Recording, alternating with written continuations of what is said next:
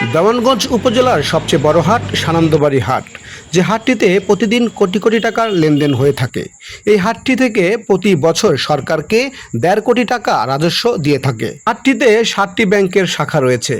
রয়েছে সোনালী ব্যাংকের শাখা, রয়েছে আইএফআইসি ব্যাংকের শাখা, ইসলামী এজেন্ট ব্যাংকিংয়ের শাখা, রয়েছে ডাচ বাংলা ব্যাংকিংয়ের শাখা, ব্র্যাক ব্যাংকের শাখা সহ বিভিন্ন ব্যাংকের শাখা।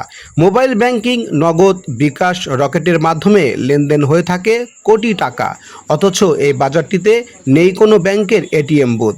এই বাজারে ব্যবসায়ীদের কাছ থেকে জানা যায়, শুক্র ও শনিবার ব্যাংক বন্ধ থাকায় এই দিনগুলোতে ব্যাংকে টাকা থাকলেও তারা কোনো রকম লেনদেন করতে পারেন না। শেরপুরের পরে এবং জামালপুরের পরে আমাদের ঐতিহ্যবাহী সানন্দবাড়িতে সর্বোচ্চ লেনদেন হয় আমাদের বিকাশ, নগদ, রকেট, উপায়। কিন্তু আমাদের এখানে গ্রাহকের চাহিদা অনুযায়ী আমাদের এখানে একটা এটিএম বুথ অবশ্যই প্রয়োজন। সেই হিসাবে আমি জোরালো আবেদন জানাচ্ছি এখানে আমাদের গ্রাহকের সুবিধার্থে, আমাদের সানন্দবাড়ি মানুষের সুবিধার্থে যেন এখানে একটা এটিএম বুথ দেওয়া হয়। ইয়েস, আমাদের মতো এটিএম বুথ দরকার। ঢাকা থেকে আসবে তাদের কার্ড, অবশ্যই এটিএম বুথের দরকার আমাদের। ঠিক আছে, আমাদের এটিএম বুথ থাকলেই সবসময় আমরা টাকাটা তুলতে পারবো। তাই তাদের দাবি, এই বাজারটিতে একটি যে কোনো ব্যাংকের এটিএম বুথ থাকলে লেনদেনের আরও সহজ হবে তাদের জন্য। এছাড়াও বিভিন্ন চাকরিজীবীরা বলেন, অনেক সময় বৃহস্পতিবারে কোম্পানির বেতন ভাতা আসে বিকেল 5টার পর। তখন সেই টাকা তুলতে যেতে হয় রাজীবপুর অথবা দেওয়ানগঞ্জ, বক্সিগঞ্জে। সানন্দবাড়ি বাজারে একটি ব্যাংকের এটিএম বুথ হলে তাদেরও টাকা তুলতে সময় যেমন কম লাগবে, তেমনি রাজীবপুর, দেওয়ানগঞ্জ যেতে হবে না। তাই তো স্থানীয়দের দাবি, দ্রুত সময়ের মধ্যে একটি ব্যাংকের এটিএম বুথ যাতে সানন্দবাড়িতে হয়। সানন্দবাড়িতে যদিও সোনালী ব্যাংক, ইসলামী ব্যাংক সহ ডাচ বাংলা ব্যাংক সহ বেশ কিছু ব্যাংক চালু আছে, এই সানন্দবাড়ি বাজার, হাট বাজার আসলে ঐতিহ্যগতভাবেই জেলা এবং দেশের অন্যতম গুরুত্বপূর্ণ হাট, যা উপজেলা পর্যায়ের যে থানা পর্যায়ের যে ট্রানজ্যাকশন হয় সানন্দবাড়িতে এর চেয়ে অনেক বেশি ট্রানজ্যাকশন হয়।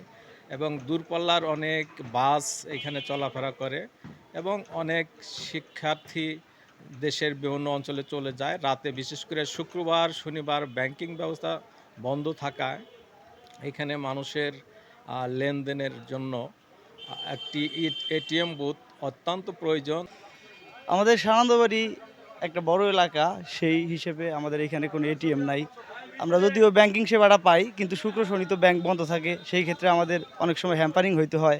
এই টাকা পয়সার প্রয়োজন হলে দূরে যায় উঠাইতে হয়।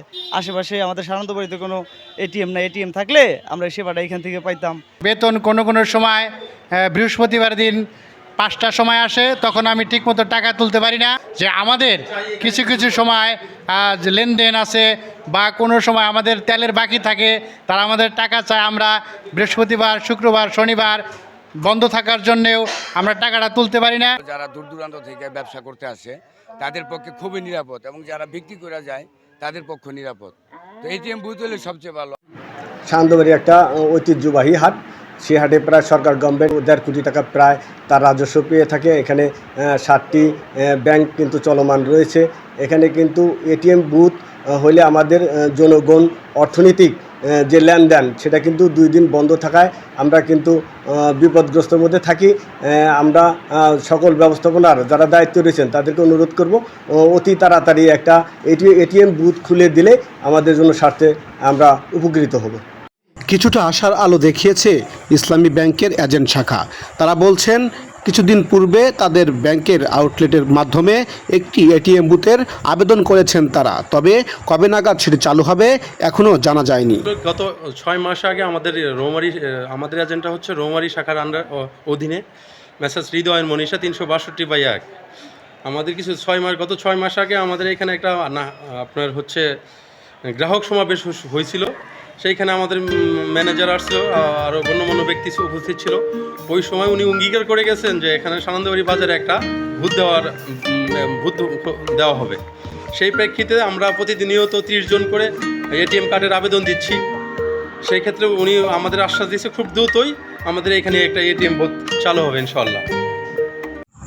ব্যাংকিং সেবার পাশাপাশি এটিএম বুথের মাধ্যমে দ্রুত সময়ের মধ্যে যেন মানুষ টাকা তুলতে পারে সে আশা প্রত্যাশা করছি আমরা।